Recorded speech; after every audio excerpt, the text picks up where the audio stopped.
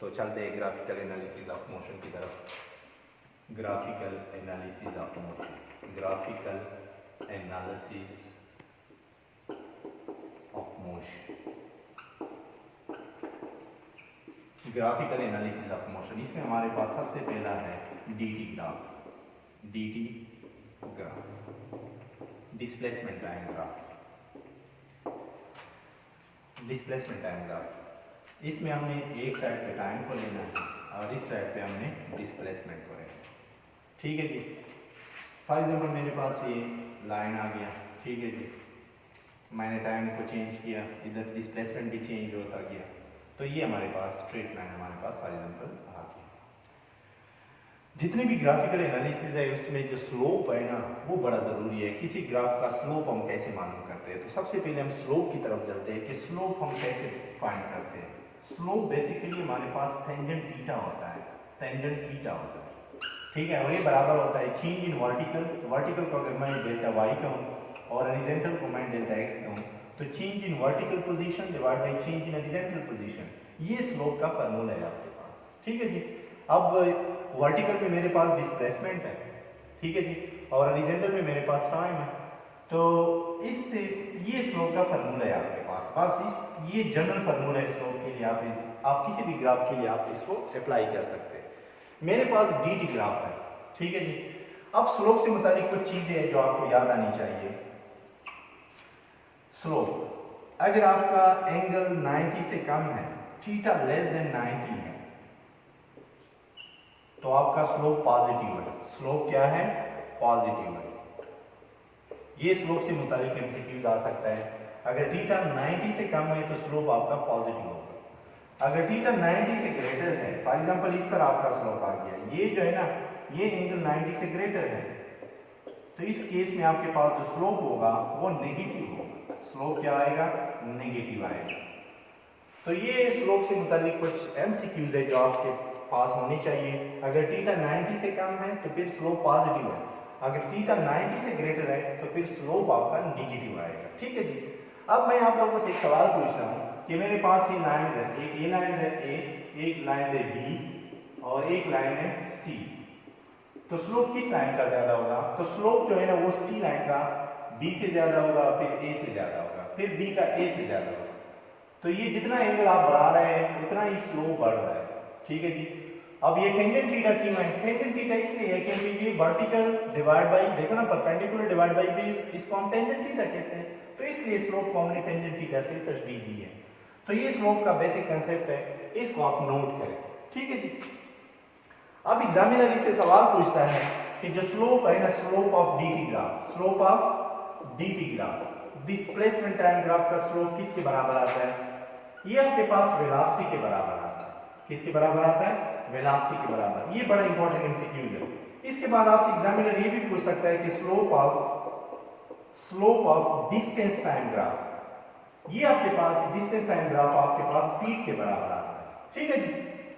तो velocity DT graph जो है ना, इसका जो स्लोप है ये आपके पास वेलोसिटी के बराबर आता है, और slope of distance time graph ये आपके पास स्पीड के बराबर होता है। इसके बाद आपके पास जो है ना एग्जामिनर आपसे ये भी पूछ सकता है कि डीटी ग्राफ जो है ना, डीटी ग्राफ का एरिया कितना होता है? एरिया ये किसके बराबर होता है?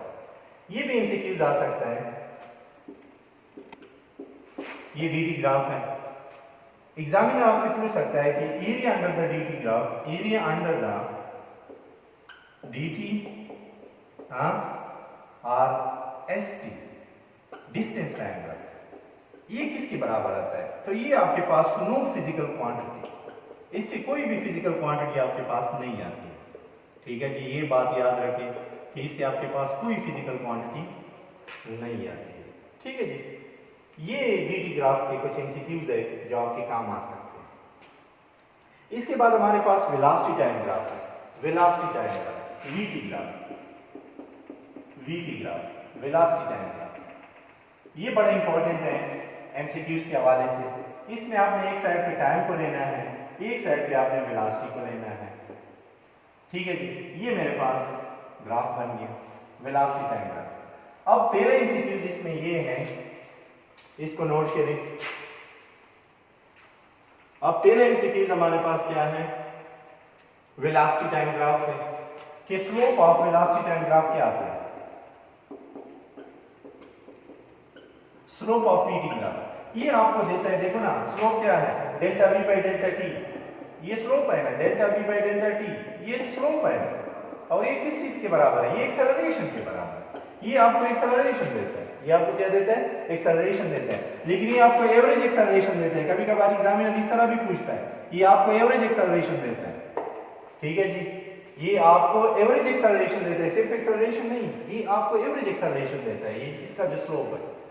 अब दूसरा आपसे पूछ सकता है, दूसरा आपसे पूछ सकता है कि एरिया जो है ना इस ग्राफ का, area under the VT graph, area under the VT graph, ये आपको क्या दे सकता है, ये जनाब आपको डिस्प्लेसमेंट दे सकता है। ये आपको क्या दे सकता है, डिस्प्लेसमेंट। ये भी बड़ा इंपॉर्टेंट एमसीक्यूज है कि ये आपको डिस्प्लेसमेंट दे सकता है। जब भी आपके पास वेलोसिटी टाइम ग्राफ है, इसका स्लोप आपको एक्सेलरेशन देगा, इसका एरिया आपको क्या देगा, डिस्प्लेसमेंट देगा। ठीक है जी। एग्जामिनर अगर आपसे स्पीड टाइम ग्राफ पूछे, स्पीड टाइम ग्राफ, तो स्पीड टाइम ग्राफ, ठीक है जी, स्पीड टाइम ग्राफ, तो स्पीड टाइम ग्राफ भी आपको यही देगा, लेकिन यहां आपको डिस्टेंस मिलेगा। क्या मिलेगा, डिस्टेंस मिलेगा। ठीक है जी। अच्छा, एक और ग्राफ की तरफ चलते हैं, ये नोट करो,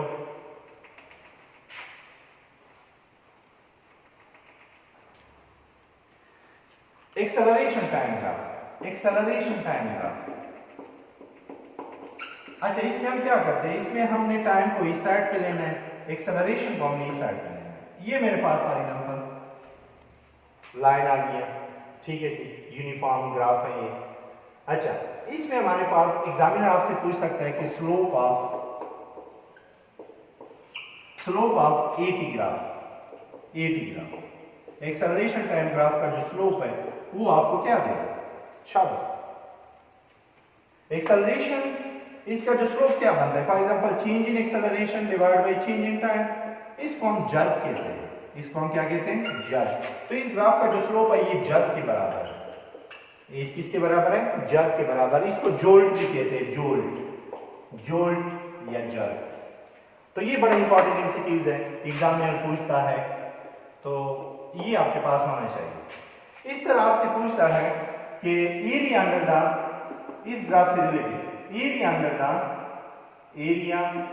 under eighty graph, eighty graph के अंदर जो एरिया आता है वो किसके बराबर आता है। तो ये जो एरिया है अंडर द एटी ग्राफ, ये चेंज इन वेलोसिटी के बराबर आता है। ये किसके बराबर आता है, चेंज इन वेलोसिटी के बराबर आता है। ये बड़ा इंपॉर्टेंट एमसीक्यूज है, कई दफा पेपर में पूछा जा चुका है, पास्ट पेपर में। ठीक है जी। तो ये आपके पास क्या है, ग्राफिकल एनालिसिस की जो आपके पास आ गई। अच्छा, इसके बाद इससे कुछ जनरल एमसीक्यूज हम करवाते हैं। ये नोट करिए, area under the eighty graph, ये चेंज इन वेलोसिटी देता है। ये आपको कई बार नहीं मिलने वाला है, ये बड़ा इंपॉर्टेंट है ना, ये आपको कहीं भी मिलने वाला है, तो इसको नोट करें। अच्छा, हम कुछ जनरल एमसीक्यूज की तरफ जाते हैं इस ग्राफ से रिलेटेड।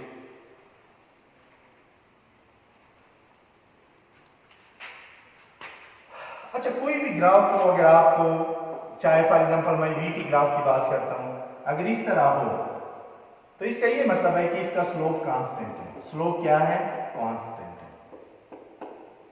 वीटी का स्लोप क्या है, कांस्टेंट है। इसका ये मतलब है एक्सेलरेशन कांस्टेंट है। एक्सेलरेशन क्या है, कांस्टेंट। अगर इस तरह का ग्राफ हो, अगर आपके पास वीटी में इस तरह का ग्राफ हो, ये वी है, ये पी है, इस तरह का कोई ग्राफ हो, तो इसका ये मतलब है कि इसका स्लोप जीरो है। स्लोप क्या है, जीरो है। अगर स्लोप जीरो है तो फिर एक्सेलरेशन क्या है, एक्सेलरेशन भी आपका जीरो है। ठीक है जी, ये भी बड़ी इंपॉर्टेंट एमसीक्यूज है। अच्छा जी, अगर आपका ग्राफ इस तरह आ जाए तो इसका ये मतलब है स्लोप इंक्रीज हो रहा है। स्लोप क्या हो रहा है, स्लोप इंक्रीज हो रहा है। अगर स्लोप इंक्रीज हो रहा है तो एक्सेलरेशन इंक्रीज हो रहा है, वीटी ग्राफ अगर है। ठीक है जी।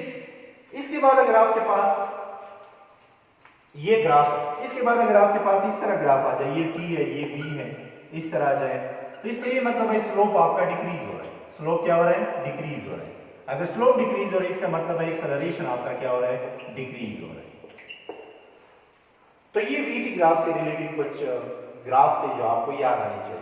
सिमिलरली ग्राफ आप वीटी पे अप्लाई करें, एटी पे अप्लाई करें, डीटी पे आप अप्लाई करें, वीटी पे आप अप्लाई करें, तो इस तरह के ग्राफ आपके पास आ जाते हैं। ठीक है जी। तो ये ग्राफिकल एनालिसिस है जिसमें आपको सबसे पहले स्लोप के बारे में पता होना चाहिए कि स्लोप क्या चीज है। इसके बाद आपको पता होना चाहिए कि इस ग्राफ के अंदर जो एरिया है वो एरिया किस चीज के बराबर है। तो एरिया से मुतालिक, स्लोप से मुतालिक एग्जामिनर आपसे सवाल पूछेगा, चाहे वो डीटी ग्राफ हो चाहे वो वीटी ग्राफ हो, और वो कंफ्यूजन मैंने आपके सारे दूर कर दिए। तो इनको अपने पास नोट करें और उम्मीद करता हूँ इससे आगे कोई एमसीक्यूज नहीं आ सकता है ग्राफिकल एनालिसिस ऑफ मोशन में। तो इन चीज़ों को आप नोट करें। थैंक यू, शुक्रिया। नेक्स्ट लेक्चर में मिलते हैं। अल्लाह हाफिज़।